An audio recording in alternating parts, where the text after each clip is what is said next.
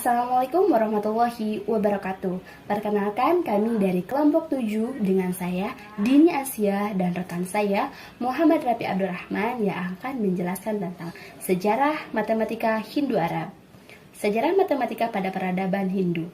Matematika India atau juga disebut dengan matematika Hindu muncul pada abad ke-26 sebelum Masehi dan berakhir pada abad ke-14 Masehi. Matematika India ini berkembang setelah matematika Cina dan berakhir tepat sebelum munculnya matematika Eropa pada abad pertengahan. Matematika India dimulai sejak munculnya sebuah peradaban yang terletak di daerah aliran Sungai Indus. Peradaban ini biasa disebut peradaban lembah Indus. Kota-kota yang mereka tempati kala itu diatur secara geometris. Sekitar abad ke-15 sebelum Masehi, bangsa India diusir oleh bangsa Arya yang datang dari Asia Tengah. Selama kira-kira 1000 tahun, bangsa Arya menyempurnakan tulisan Hindu dan bahasa Sanskerta. Beberapa penulis agama juga menulis sejarah matematika karena dalam pembangunan altar Buddha direntangkan tali yang menunjukkan pengenalan 3 Pitagoras. Sistem bilangan India. Penomoran India berdasarkan basis 10, ada beberapa macam angka di India yaitu angka Brahmi, angka Gupta, dan angka Nagari. Angka Brahmi ditemukan pada prasasti di gua dan kuil di daerah kota Pune, Bombay, dan di Uttar Pradesh. Prasasti yang berbeda tentu akan berbeda pula simbolnya. Angka Brahmi sudah digunakan lebih lama sampai abad 4 Masehi. Tentu saja prasasti yang berbeda agak berbeda dalam simbol-simbolnya. Digit 1 hingga 9 dalam sistem angka Hindu-Arab berevolusi dari angka Brahmi. Dan bisa kalian lihat di sebelahnya itu merupakan angka Brahmi. Teori para sejarawan selama bertahun-tahun mengenai asal-usul. 1. Angka Brahmi berasal dari budaya lembah Indus 2000 sebelum Masehi. 2. Angka Brahmi berasal dari angka Aramaean. 3. Angka Brahmi berasal dari alfabet Kharoshi. 4. Angka Brahmi berasal dari alfabet Brahmi. 5. Angka Brahmi berasal dari sistem angka sebelum abjad. 6. Angka Brahmi berasal dari Mesir. Angka Gupta. Periode Gupta adalah selama dinasti Gupta memerintah sampai ke Magadha di timur laut India pada awal abad 4 Masehi sampai akhir abad 6 Masehi. Angka Gupta dibangun dari angka Brahmi yang tersebar luas oleh kerajaan Gupta. Angka Gupta dikembangkan dari angka Brahmi dan tersebar di daerah yang luas dengan kerajaan Gupta yang mereka taklukkan wilayahnya. Angka Gupta lalu berkembang menjadi angka Nagari, kadang-kadang juga disebut dengan angka Depahagari. Nah, ini yang di sebelah bisa kalian lihat itu merupakan angka Gupta. Angka Nagari. Angka Nagari sering disebut-sebut oleh Al-Biruni sebagai kebanyakan bilangan karena banyak dikirim ke dalam dunia Arab. Angka Nagari sering disebut angka Depanagari. Angka India menyebar ke bagian dunia antara abad 7 sampai 16 Masehi dan sudah menyebar sampai ke Eropa akhir abad 5 Masehi. Dan di sebelah ini merupakan angka Nagari. Pada slide selanjutnya yaitu bisa kalian lihat pada tabel ini merupakan perbedaan antara angka Depanagari, Hindu-Arab, prakata Sanskrit untuk angka ordinal. Tokoh-tokoh matematika India. Panini, kira-kira abad ke-5 sebelum Masehi. Panini yang merumuskan aturan-aturan tata bahasa Sanskerta, notasi yang ia gunakan sama dengan notasi matematika modern, dan menggunakan aturan-aturan meta, transformasi, dan rekursi. Surya Siddhanta. Surya Siddhanta memperkenalkan fungsi trigonometri, sinus, kosinus, dan balikan sinus, dan meletakkan aturan-aturan yang menentukan gerak sejati benda langit yang bersesuaian dengan posisi mereka sebenarnya di langit. Daur waktu kosmologi dijelaskan di dalam tulisan itu, yang merupakan salinan dari karya terdahulu. Bersesuaian dengan rata-rata tahun sendiri yang berbeda 1,4 detik dari nilai modern. Aryabhata pada abad ke-499. Aryabhata adalah matematikawan dan astronom India yang lahir pada tahun 475 Masehi dan meninggal pada tahun 550 Masehi. Dia hidup di zaman yang sulit untuk mengembangkan matematika. Bahkan, pada masa itu dia merupakan satu-satunya orang yang menemukan rumus-rumus matematika sebelum lahirnya ahli-ahli matematika pada masa modern kini. Brahmagupta adalah matematikawan besar India. Berikutnya, ia hidup dari tahun 598 sampai 660 Masehi. Karyanya yang terkenal adalah Brahma Siddhanta yang terdiri dari dalil dan peraturan. Pada tahun 628 Masehi, Brahmagupta menulis sebuah buku berjudul Brahmagupta Siddhanta sebagai perbaikan dari buku sebelumnya. Dalam buku barunya ini, ia menulis 2 bab tentang matematika, yaitu bab 12 dan bab 18. Yang di dalamnya terdapat teorema-teorema yang sudah diakui sebagai teorema yang benar. Namun, ada pendapat berbeda ahli yang mengatakan bahwa teorema Brahmagupta tidak benar. Di samping itu, terdapat pula teorema-teorema Brahmagupta yang eksak, yaitu dengan memanfaatkan rumus-rumus Archimedes Heron untuk menentukan jari-jari lingkaran luar suatu segitiga. Madapa dari Sagamagrama adalah seorang matematikawan dan astronom India dari kota Irinjalakuda. Madapa, ia merupakan pendiri sekolah astronomi dan matematika Kerala. Madapa dianggap sebagai salah satu matematikawan astronom terbesar pada abad pertengahan dan telah menyumbangkan kontribusi dalam data hingga kalkulus, trigonometri, geometri, dan aljabar. Sejarah matematika pada peradaban Arab. Perkembangan ilmu matematika pada sejarah bangsa Arab memiliki nilai yang terpandang dalam secara intelektual bangsa Arab. Dalam hal ini, ilmu matematika terpada pada 4 bagian utama, yaitu yang pertama, aritmatika, yang kemungkinan berasal dari India dan berdasarkan kepada prinsip nilai tempat. Yang kedua, aljabar, walaupun berasal dari Yunani, Hindu, dan Babilonia, tetapi telah dipoles oleh matematikawan Arab menjadi bentuk serta sistematik yang baru. Yang ketiga, trigonometri, umumnya berasal dari Yunani, tetapi matematikawan Arab menerapkannya dalam bentuk trigonometri Hindu dan menambahkan beberapa fungsi dan rumus-rumus baru. Dan yang keempat, geometri, yang umumnya berasal dari Yunani. Matematikawan Arab memberikan generalisasi terhadap rumus-rumus Yunani tertentu. Pencapaian ahli matematika di dunia Islam awal beragam sifatnya. Di bidang aritmatika lahir sejumlah terobosan. Misalnya, munculnya pecahan desimal terjadi sejak terbitnya karya ahli aritmatika dari Damaskus, Suriah, Abu al-Hasan al-Uqludisi dalam kitab Al-Fushul fi al-Hisab al-Hindi yang disusun pada 952 sampai 953 Masehi. Angka Arab. Kebanyakan sistem angka yang digunakan banyak negara di dunia itu ada 10. Angka-angka tersebut adalah keturunan dari angka India dan sistem angka Hindu-Arab atau angka Arab yang dikembangkan oleh matematikawan India yang membaca urutan angka seperti 975 sebagai satu bilangan yang utuh. Angka-angka itu kemudian diadopsi oleh banyak matematikawan Persia di India dan lebih cocok untuk orang-orang Arab di sebelah barat. Bentuk angka-angka itu menjelaskan sekarang dan mencapai bentuk Eropanya, bentuk yang pada saat mencapai Afrika Utara. Dari sana, penggunaan mereka menyebar ke Eropa pada abad pertengahan. Penggunaan angka Arab tersebar ke seluruh dunia melalui perdagangan, buku, dan kolonialisme Eropa. Pada saat ini, angka Arab adalah simbol representasi angka yang paling umum digunakan di dunia. Sesuai dengan sejarah mereka, angka-angka 0, 1, 2, 3, 4, 5, 6, 7, 8, dan 9 juga dikenal sebagai angka Hindu atau angka Hindu Arab. Alasan mereka lebih dikenal sebagai angka Arab di Eropa dan Amerika karena mereka diperkenalkan ke Eropa pada abad ke-10 melalui bangsa Arab di Afrika Utara.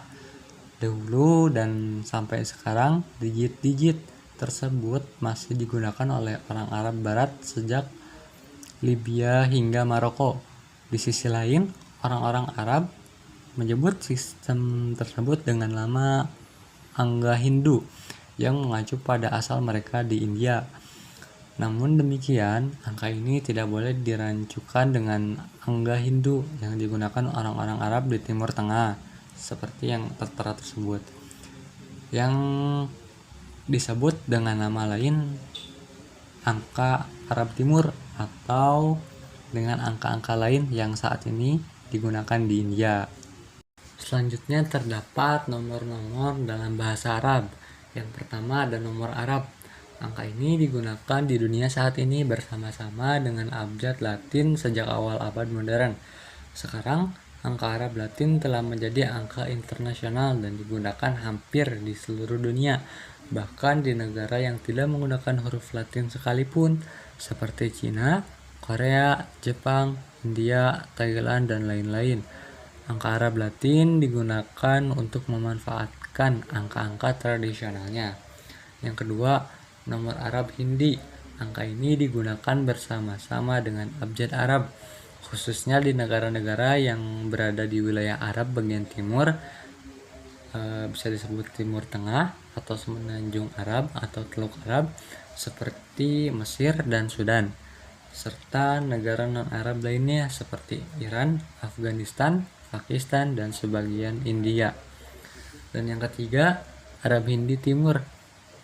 Angka ini digunakan dengan abjad Arab. Dipercaya pertama berkembang dari kawasan yang sekarang di negara Irak. Variasi angka Arab Timur juga terdapat pada bahasa Urdu dan Faris. Terdapat beberapa variasi penggunaan terutama untuk digit 4, 5, 6, dan 7. Tokoh-tokoh matematikawan Arab Timur Tengah terkenal pada zaman kekhalifahan Abbasiyah sebagai tempat berkembangnya ilmu pengetahuan. Tidak terkecuali matematika. Pada zaman tersebut, ilmu matematika merupakan ilmu yang sangat penting dalam berbagai bidang dan berkembang dengan pesat. Oleh karena itu, banyak tokoh-tokoh matematikawan yang berasal dari tanah Arab.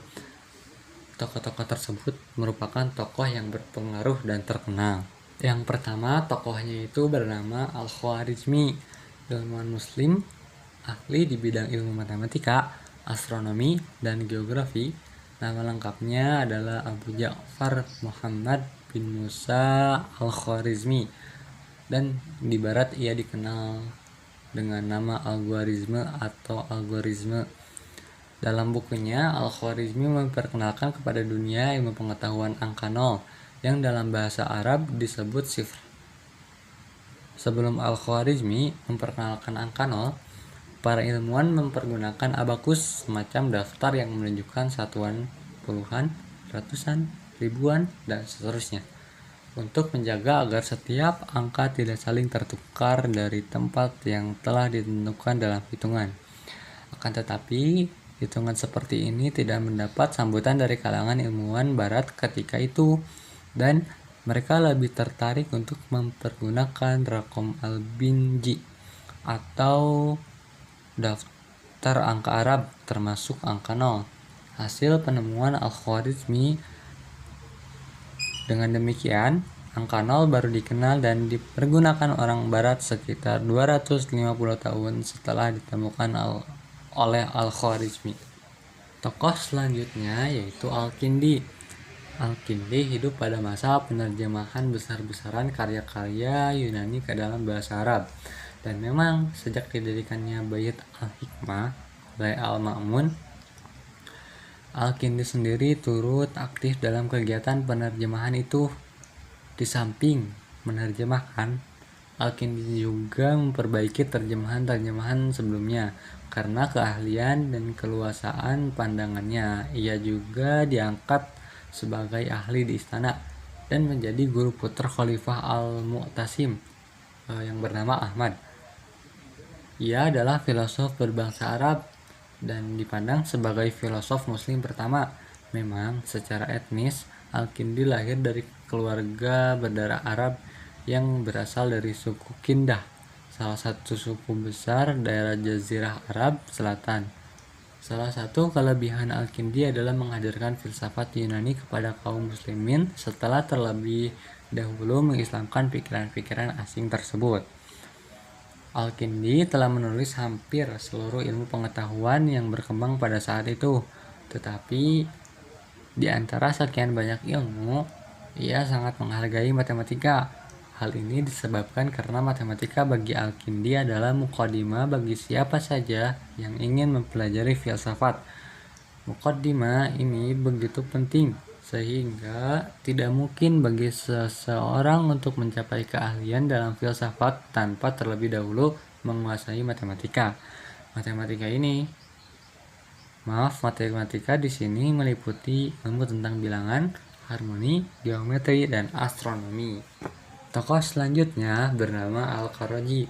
Al-Kharoji dianggap sebagai ahli matematika terkemuka dan pandang sebagai orang pertama yang membebaskan aljabar dari operasi geometris yang merupakan produk aritmatika Yunani dan menggantinya sebagai jenis operasi yang menggunakan inti dari aljabar pada saat ini. Karyanya pada aljabar dan polinomial memberikan aturan pada operasi aritmatika untuk memanipulasi polinomial. Dalam karya pertamanya di Prancis, sejarawan matematika Franz Wolfke memuji Al-Kharoji sebagai ahli matematika pertama di dunia yang memperkenalkan teori aljabar kalkulus. Al-Kharoji menginvestigasi koefisien binomium segitiga Pascal. Dia juga yang pertama menggunakan metode pembuktian dengan induksi matematika untuk membuktikan hasilnya. Dia berhasil membuktikan kebenaran rumus jumlah integral kubus yang sangat penting hasilnya dalam integral kalkulus. Selanjutnya bernama Al-Battani. Zaman keemasan Islam juga melahirkan pakar-pakar di bidang trigonometri. Mereka antara lain Al-Battani tahun 850 sampai 929, Al-Biruni tahun 973 sampai 1050, dan Umar Khayyam. Al-Battani atau Muhammad ibnu Jabir ibnu Sinan Abu Abdullah dikenal sebagai bapak trigonometri. Ia lahir di Batam, Mesopotamia, dan meninggal di Damaskus pada tahun 929. Al-Battani adalah tokoh bangsa Arab dan gubernur Syria. Dia merupakan astronom muslim terbesar dan ahli matematika ternama. Al-Battani melahirkan trigonometri untuk level lebih tinggi dan orang pertama yang menyusun tabel kotagen. Selanjutnya bernama Al-Biruni. Al-Biruni adalah peletak dasar-dasar trigonometri modern. Dia seorang filsuf, ahli geografi, astronom, ahli fisika, dan pakar matematika. 600 tahun sebelum Galileo, Al-Biruni telah membahas teori-teori perputaran atau rotasi bumi pada porosnya. Al-Biruni juga memperkenalkan pengukuran geodesi dan menentukan keliling bumi dengan cara yang lebih akurat. Dengan bantuan matematika, dia dapat menentukan arah kiblat dari berbagai macam tempat di dunia. Selain itu, tokoh matematika yang tak kalah terkenal adalah Umar Khayyam. Kendati ia telah dikenal sebagai seorang penyair, namun Umar Khayyam memiliki kontribusi besar dalam bidang matematika, terutama dalam bidang aljabar dan trigonometri. Ia merupakan matematikawan pertama yang menemukan metode umum penguraian akar-akar bilangan tingkat tinggi dalam aljabar dan memperkenalkan solusi persamaan kubus. Dan yang terakhir yaitu bernama Ibnu Sina, seorang tokoh cendekiawan muslim yang besar di bidang kedokteran, seorang ilmuwan yang magnum opusnya berjudul Canon atau Al-Qanun fi al-Tibb, menjadi buku teks kedokteran di universitas-universitas Eropa selama lebih dari 5 abad. Selain itu, dia juga seorang ahli geologi, ahli matematika, termasuk aljabar yang merupakan kesatuan dari eksponen, ahli fisika, penyair, psikologi, ilmuwan, tentara, negarawan, dan seorang guru. Lahir di daerah Bukhara, Asia Tengah pada tahun 981 Masehi. Bakat dan ketekunannya yang besar mengantarkan menjadi dokter yang diakui oleh masyarakat Bukhara pada usia 17 tahun. Bagi banyak orang, beliau adalah bapak pengobatan modern. Dia juga pendiri Avicennian logika dan filosofis dari sekolah Avicennius yang berpengaruh pada kaum muslim dan sekolah pemikir. Sekian materi yang dapat kami sampaikan. Kurang lebihnya mohon dimaafkan. Wassalamualaikum warahmatullahi wabarakatuh.